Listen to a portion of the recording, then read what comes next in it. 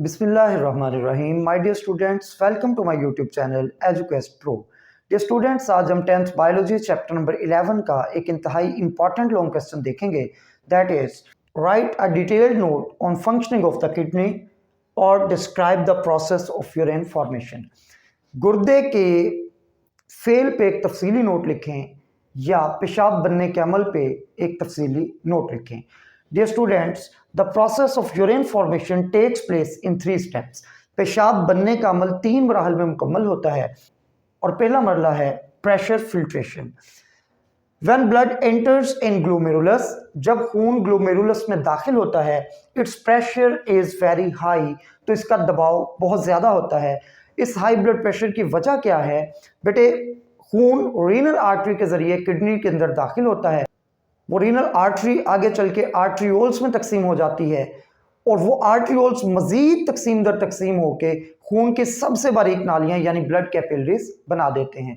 अब चूंकि blood capillaries का डायामीटर इंतहाई कम होता है, तो इस वजह से इनके अंदर ब्लड का प्रेशर जो है वो ज़्यादा होता है।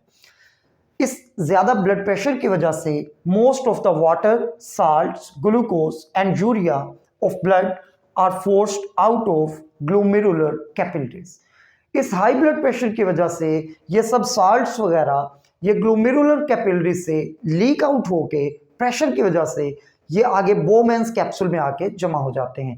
बोमेंस कैप्सूल वो कप शेप स्ट्रक्चर है जिसने ग्लोमेरुलस को घेरा होता है।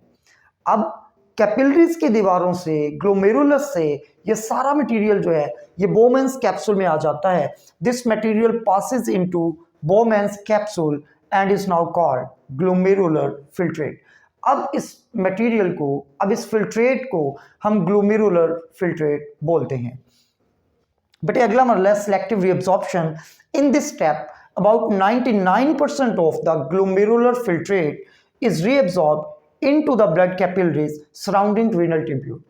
अब पहले मरले में प्रेशर फिल्ट्रेशन के दौरान जितना फिल्ट्रेट बोमेंस कैप्सूल में इकट्ठा हुआ था, अगले मरले में यानी सिलेक्टिव रीअब्जॉर्प्शन के दौरान उसमें से 99% मटेरियल को सिलेक्टिवली रीअब्जॉर्ब करके वापस रीनल ट्यूब्यूल के गेट जो ब्लड कैपिलरीज होती हैं उनके अंदर डाल दिया जाता है। अब बेटे, आपको पता है हर किडनी के पास अप्रॉक्सीमेटली 1 मिलियन नेफ्रॉन होते हैं। अब हर नेफ्रॉन जो है ये एक फिल्टरिंग यूनिट है और हर नेफ्रॉन के पास फर्दर 2 तरह के स्ट्रक्चर्स होते हैं। एक उसके पास ग्लोमेरुलस है जो कि नेफ्रॉन का फिल्टर है और दूसरा उसके पास रीनल ट्यूब्यूल्स हैं जो कि उस फिल्ट्रेट में से कारआमद या ज़रूरत की चीज़ों को रीअब्सॉर्ब करते हैं। Some water and most of the glucose is reabsorb from proximal convoluted tubule. अब बेटे, बोमेंस कैप्सूल के बाद रीनल ट्यूब्यूल का जो पहला हिस्सा है, जो पहली बलदार नाली है, उसको हम क्या बोलते हैं? प्रॉक्सिमल कॉन्वोलेटेड ट्यूब्यूल, तो PCT।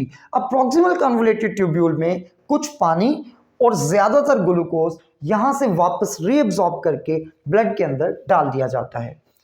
Here salts are reabsorbed by active transport। यहां पे एक्टिव ट्रांसपोर्ट के जरिए से यानी against the concentration gradient by the expenditure of energy, energy इस्तेमाल करते हुए साल्ट्स को एक्टिव ट्रांसपोर्ट करते हुए वापस ब्लड के अंदर डाला जाता है।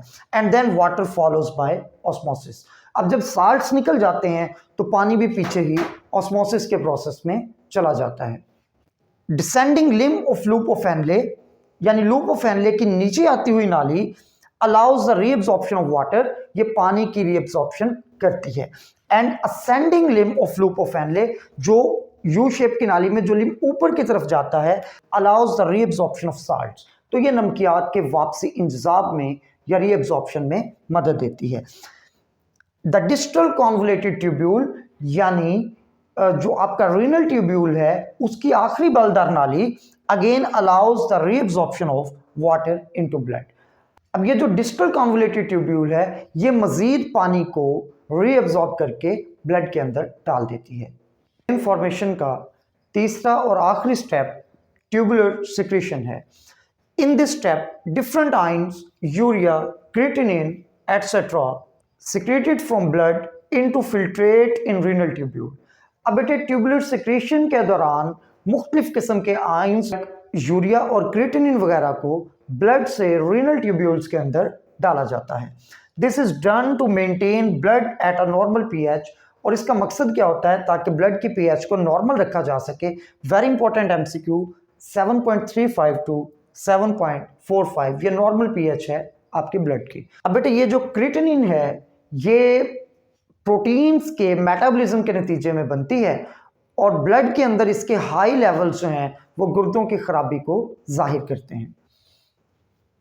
After these 3 steps, pressure, filtration, selective reabsorption और ट्यूबुलर सिक्रीशन, इन 3 मराहल के बाद the filtrate present in renal tubules, renal tubule में मौजूद फिल्ट्रेट को अब यूरिन कहा जाता है।